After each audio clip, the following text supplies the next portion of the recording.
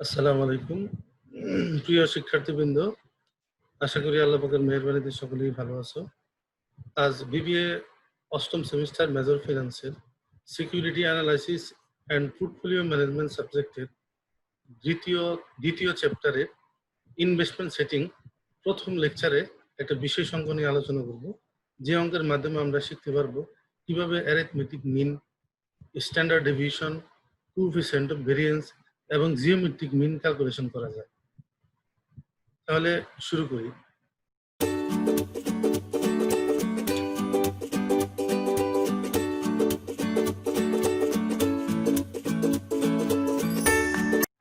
During the first 5 years, you would to stock that had the following amount rate of return. চলতি বিগত 5 বছরের আমাদের দুইটা stock দেওয়া আছে।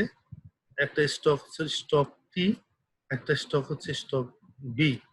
তো এই স্টকের উপর ভিত্তি করে আমাদের 5 বছরের যে স্টক দেওয়া আছে, এই স্টকের রিটার্ন দেওয়া আছে। এই রিটার্নের উপর ভিত্তি করে আমাদেরকে কয়েকটা প্রশ্ন করছে, প্রশ্নের উত্তরগুলো দিতে হবে। 1 নম্বরের প্রশ্ন হচ্ছে compute the arithmetic mean and annual rate of return for each stock. একটা প্রশ্ন করছে which stock is most desirable by this measure. তার মানে অ্যারিথমেটিক মিন বের করার পরে আমাদেরকে দেখতে হবে দুইটা স্টকের ভিতরে কোন স্টকটা ভালো বা ডিজায়ারেবল। এরপরে 2 নম্বরে আমাকে প্রশ্ন করছে compute the standard deviation of the annual rate of return for each stock. উভয় স্টকের ভিতরে আমাকে স্ট্যান্ডার্ড ডিভিশন বের করতে হবে by this measured which is preferable stock, এবং এই দুইটার মধ্যে কোনটা আমাদের প্রিফারেবল স্টক সেটা আমাকে জানাইতে হবে। এরপরে compute the coefficient of variance for each stock by this relates measure of stock which is stock preferable. coefficient of variance বের করার পরেও আমাকে কোনটা ভালো সেটা কমেন্টস করতে হবে। এবং 4 নম্বর হচ্ছে compute the geometric mean. Geometric mean বের করতে হবে উভয় স্টকের ভিতরে। তাহলে আমরা প্রথমেই বের করব অ্যারিথমেটিক মিন। আমরা জানি যে রেজাল্টটা দেওয়া আছে স্টক টি এবং স্টক বি, তো এই ক্ষেত্রে আমাদের অ্যারিথমেটিক মিন এ এম লেখা আছে, অ্যারিথমেটিক মিন এ এম। তো এই ক্ষেত্রে সামেশন এইচ পি ওয়াই লেখা ডিভাইডেড বাই এন। এন হচ্ছে number of year, H P Y হচ্ছে হোল্ডিং পিরিয়ড ইয়েল্ড। যে রিটার্নটা দেওয়া আছে আমাদের এই স্টক টি এবং বি, এই রিটার্নগুলোই আমাদের হোল্ডিং পিরিয়ড ইয়েল্ড হিসেবে ব্যবহার করতে হবে। তো এরপরে আমাদেরকে এই 5টা রিটার্ন স্টক টি যেটা আমরা প্রথমে করতেছি, এই 5টা রিটার্ন আমাকে যোগ করতে হবে। যোগ করে নাম্বার অফ রিটার্ন যেটা আছে 5টা, এই 5 দিয়ে ভাগ করতে হবে। যদি আমরা এই দুটাই করি তাহলে আমাদের রেজাল্ট আসে 0.054। এই হচ্ছে আমার অ্যারিথমেটিক মিন ই স্টকের ক্ষেত্রে। স্টক বির ক্ষেত্রে আমাদের AM equal to summation HPY, holding period EL divided by N বসাইতে হবে। আমার এই ক্ষেত্রে যতগুলা রিটার্ন আছে, বিশেষ করে স্টক বির 0.08, তারপরে আছে 0.03, তারপরে -0.09, তারপরে 0.02, তারপরে 0.04। এই 5টা জিনিসটাকে আমার পাঁচটা জিনিস আমাকে কি করতে হবে, যোগ করতে হবে। যোগ করে তারপরে আমাদের 5 দিয়ে ভাগ করতে হবে। রেজাল্ট আসবে সেটা হচ্ছে 0.016। এই হচ্ছে আমাদের অ্যারিথমেটিক মিন। এই ক্ষেত্রে ডিসিশন যে পয়েন্টটা হবে সেটা হচ্ছে stock T more desirable because arithmetic mean annual rate of return is higher. টির ক্ষেত্রে arithmetic mean বেশি থাকার কারণে এটা আমাদের বেশি। এই ক্ষেত্রে আমাদের arithmetic mean বেড়েছে 0.54, আর ওই ক্ষেত্রে আমাদের arithmetic mean বেড়েছে 0.016। সেই ক্ষেত্রে পয়েন্ট স্টকটি বেশি থাকার কারণে আমার এই ক্ষেত্রে ডিজায়ারেবল স্টক হচ্ছে টি। এরপর আমরা বের করব standard deviation for each stock. প্রথমে স্টক টি বের করব। এটার স্ট্যান্ডার্ড ডেভিয়েশনকে আমরা সিগমা দ্বারা প্রকাশ করি। এই ক্ষেত্রে আমাদের যে ফর্মুলা হচ্ছে root over R minus R bar divided by N minus one. এই ক্ষেত্রে আর হচ্ছে অ্যারিথমেটিক মিন, যেটা আমরা বের করলাম। কি বলে, আর হচ্ছে রিটার্নের মান, আর আর বার হচ্ছে অ্যারিথমেটিক মিন বা এএম, আর এন নাম্বার অফ ফ্রিকোয়েন্সি বা রিটার্ন, আর সূত্রের ওয়ান। তো আমরা প্রথমেই লিখবো আর এর মান। আর এর মান থেকে আমরা এভারেজটা বাদ দিব, ওটাকে হোল স্কোয়ার করবো। তারপরে প্লাস চিহ্ন দিব, যেহেতু সামেশন আছে প্লাস চিহ্ন দিব। তারপরে হবে আর এর মান, এই জায়গা থেকে আমরা মাইনাস করব আর বার বা অ্যারিথমেটিক মিন, আবার যোগ চিহ্ন দিব হোল স্কোয়ার দিয়ে। এরপরে আমরা আর এর মান বসাবো, আবার এর থেকে মাইনাস করব আর বার আই মিন এ এম যেটা বেরোয়েছে। এইভাবে আমরা সবগুলা 5টা রিটার্ন থেকে 5বার রিটার্ন অ্যারিথমেটিক মিন বাদ দিব।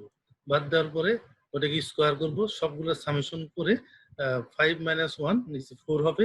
4 দিয়ে ভাগ করলে যে জিনিসটা পাওয়া যাবে এটাই হচ্ছে স্ট্যান্ডার্ড ডেভিয়েশন।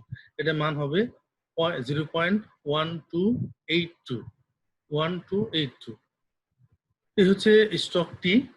এরপর আমরা বের করব stock B. Stock B same ভাবে স্ট্যান্ডার্ড ডেভিয়েশনে প্রথমে আমরা এই সূত্রটা লিখবো, root over summation R minus R bar square divided by N minus one. তো এই ক্ষেত্রে প্রথমে লিখবো আমরা আর এর মান, বি স্টকের আর এর মান বা রিটার্ন। তারপরে মাইনাস করবো আমরা অ্যারিথমেটিক মিন আই মিন গড়, যেটা বেরিয়েছে যে 0.016। তারপর হোল স্কয়ার করবো, তারপরে প্লাস চিহ্ন দিব। দ্বিতীয় রিটার্ন থেকে আবার আমরা অ্যারিথমেটিক মিন বাদ দিব বা আর বার বাদ দিব গড়, তারপরে স্কয়ার করবো, আবার প্লাস চিহ্ন দিব। তারপরে তৃতীয় রিটার্ন দিব, এই জায়গা থেকে আমরা আবার অ্যারিথমেটিক মিন বাদ দিব। তারপরে চতুর্থ রিটার্ন নিব, এর থেকে আবার আমরা অ্যারিথমেটিক মিন মাইনাস করব। তারপরে পঞ্চম রিটার্ন থেকেও অ্যারিথমেটিক মিন মাইনাস করব। প্রত্যেকটাই মাইনাসের রেজাল্টকে আবার স্কোয়ার করব। তারপরে সবগুলো যোগ করে 5 মাইনাস 1 আই মিন 4 দা ভাগ করলে যে রেজাল্ট আসে সেটা হবে 0.065। তো এই ক্ষেত্রে দেখা যাচ্ছে যে স্টক টি বেশি, স্টক বি কম। তো আমরা জানি স্টক স্ট্যান্ডার্ড ডিভিশনের ক্ষেত্রে যার স্ট্যান্ডার্ড ডিভিশন বেশি হবে সেটা রিস্ক বেশি, যার স্ট্যান্ডার্ড ডিভিশন কম হবে তার রিস্ক কম। যেহেতু রিস্ক কম হলেই ভালো, এই জন্য আমাদের সিদ্ধান্তের মধ্যে আসবে stock B standard division lower থাকার কারণে স্টক বি হচ্ছে মোর প্রিফারেবল। এই জন্য আমাদের রেজাল্ট হচ্ছে স্টক বি মোর প্রিফারেবল। এরপরে আমরা 3 নম্বর আইটেম বুঝবো। 3 নম্বর হচ্ছে calculation the coefficient of variance. তো কোএফিসিয়েন্ট অফ ভেরিয়েন্স বের করার জন্য আমাদের যে ফর্মুলা সেটা হচ্ছে সিগমা বা standard division divided by return. তো উপরে হবে স্ট্যান্ডার্ড ডিভিশন, নিচে হবে রিটার্ন বা এভারেজ রিটার্ন যেটা বেরিয়েছে আমাদের। তো প্রথমেই আমরা স্ট্যান্ডার্ড টি স্টক করবো। টি স্টকের স্ট্যান্ডার্ড ডিভিশন হচ্ছে 0.1282। এই উপরে লিখলাম 0.1282, নিচে হবে অ্যারিথমেটিক মিন 0.054 ইকুয়াল, তাহলে হবে আমাদের 2.374। এই হচ্ছে আমাদের কোএফিসিয়েন্ট অফ ভেরিয়েন্স স্টক টি। এরপরে আমরা স্টক বি যদি করি,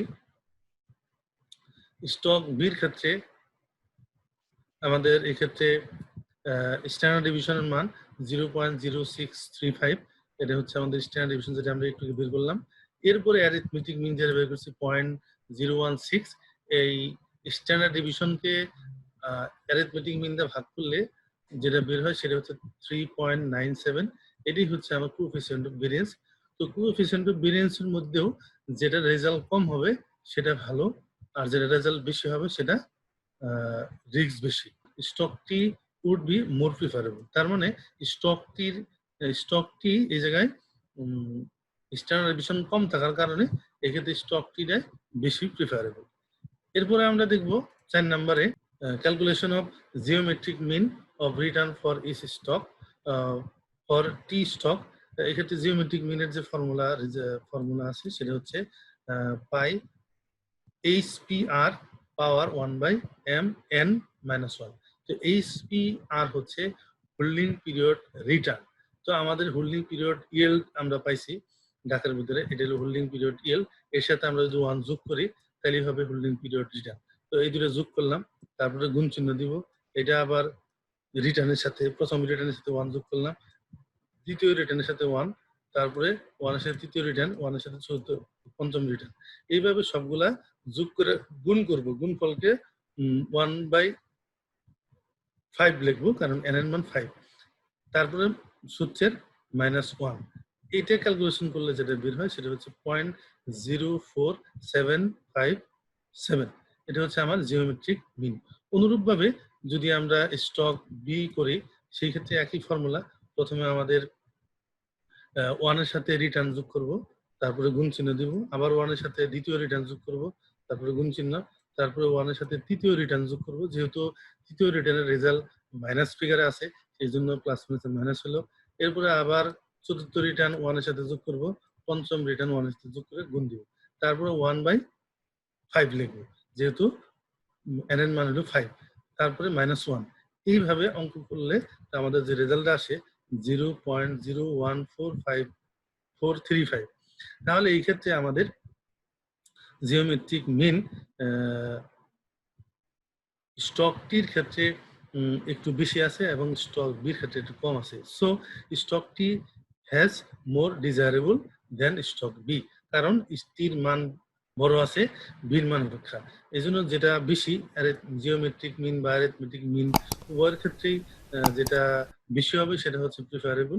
এই জন্য আমরা এই জিওমেট্রিক মিনের ক্ষেত্রেও স্টকটি বেশি থাকার কারণে এটা মোর ডিজায়ারেবল। এই ছিল আমাদের ইনভেস্টমেন্ট সেটিং চ্যাপ্টারের যে একটা অঙ্ক। তো আশা করি তোমরা সবাই বুঝতে পারছো। এর মধ্যে কোনো সমস্যা থাকলে আমাকে পরে জানিয়ে দিতে পারো। তো ভিডিওটা বন্ধুদের জন্য শেয়ার করতে পারো। আর আজ এই পর্যন্তই। কথা হবে পরবর্তী কোনো ক্লাসে নতুন কোনো লেকচার নিয়ে। সে পর্যন্ত তোমরা ভালো থাকো, সুস্থ থাকো। সবার জন্য শুভকামনা রইল। আল্লাহ হাফেজ।